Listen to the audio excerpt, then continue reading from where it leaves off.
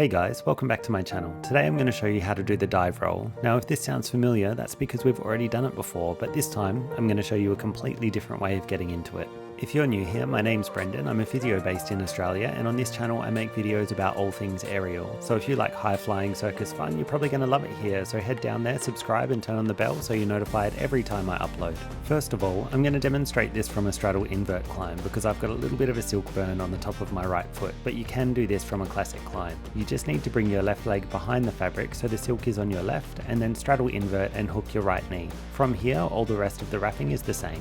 Alright, let's get started, and remember, you've got this. If you're not sure how to do the straddle invert climb, then check out the video in the top right corner.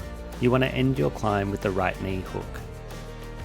Then, let go with your right hand and swim the fabric behind your back. Make sure the silk ends up across your low back before wrapping it over your left knee and then in front of your left shoulder. Here's another angle so you can see the wrapping. Bring the silk across your low back and then wrap it over your left knee and in front of your left shoulder. From here, you're going to climb up above your knee, driving with your leg to help.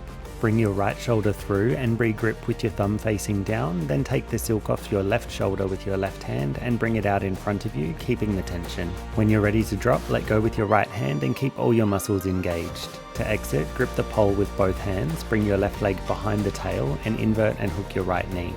Untangle the silks from your arms and then lower down. Here's another angle where you can see how to unwrap the silks one hand at a time. You need to make sure that you've always got at least one hand holding onto the pole end.